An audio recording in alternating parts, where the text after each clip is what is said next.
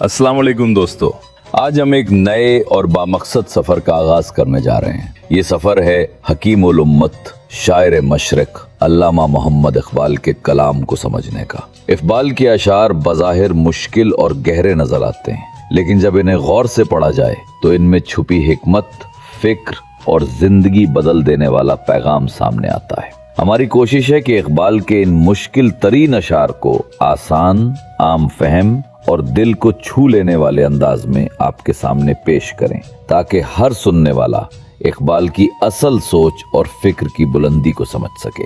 ये सिलसिला खास तौर पर उन दोस्तों के लिए है जो सिर्फ इकबाल को पढ़ना ही नहीं बल्कि उन्हें समझना चाहते हैं, जानना चाहते हैं कि इकबाल की सोच का लेवल क्या था और उनके अशार में किस तरह एक नई दुनिया, एक नई उम्मीद और एक नई रोशनी पोशीदा है। अगर दौरान वजाहत मुझसे किसी लफ्ज की अदायगी या तलफ्फुज में मामूली सी भी गलती हो जाए तो मुझे माफ कीजिएगा।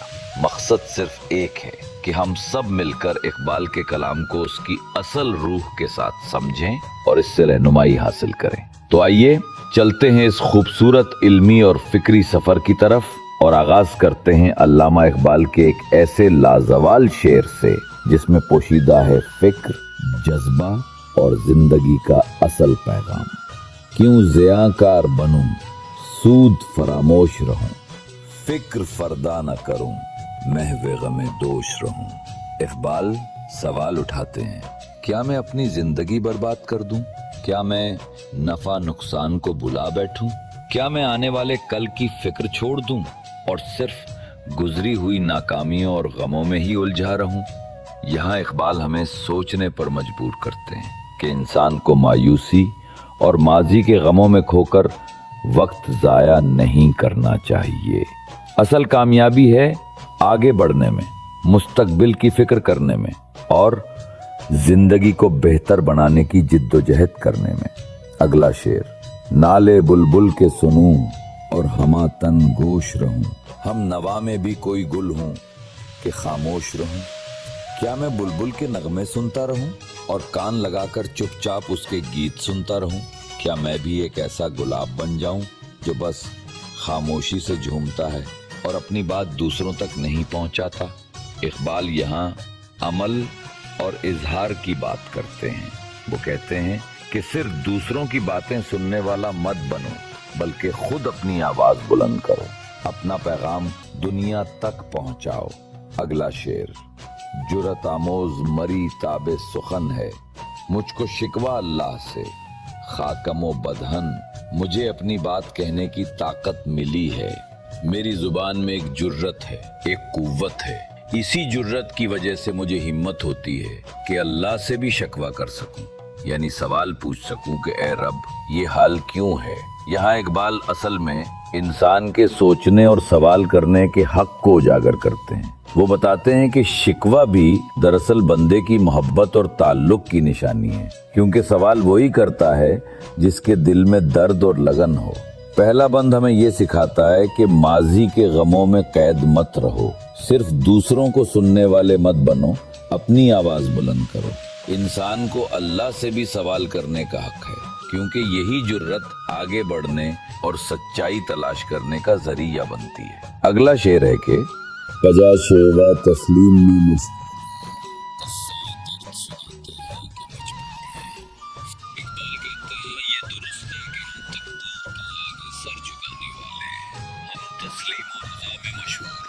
लेकिन फिर भी हम अपने दुख का किस्सा सुनाते हैं क्योंकि हम मजबूर हैं।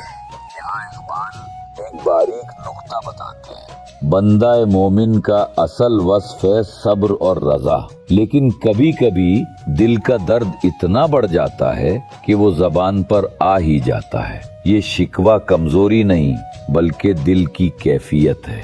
अगला शेर है कि साजे खामोश हैं, फरियाद से मामूर हैं हम, नाला आता है अगर लब पे तो माजूर हैं हम बज़ाहिर तो खामोश सास की तरह हैं, लेकिन हमारे दिल फरियादों से भरे हुए हैं। अगर कभी लबों पर नाला आ ही जाए तो हमें मुआफ कर देना, क्योंकि हम मजबूर हैं। इस मिसरे में एक खूबसूरत तमसील है।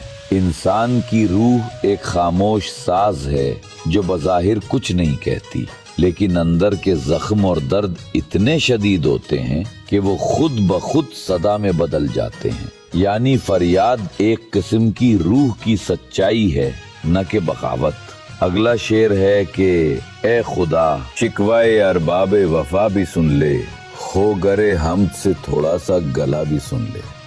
اے خدا تیری وفادار امت کا شکوہ بھی سن لے، وہ امت جو ہمیشہ تیری حمد و ثنا کرتی رہی، آج اگر وہ کچھ گلا کرے تو اس کو بھی سن لے.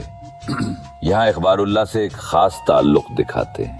وہ کہتے ہیں جو ہمیشہ تعریف کرتا رہا اگر کبھی درد دل بیان کرے تو یہ بھی اس کی وفاداری کا حصہ ہے. یعنی گلا دراصل محبت اور تعلق کی گہرائی کا اظہار ہے، بغاوت نہیں. تسلیم و رضا مومن کی شان ہے، مگر کبھی کبھی درد زبان پر آ ہی جاتا ہے.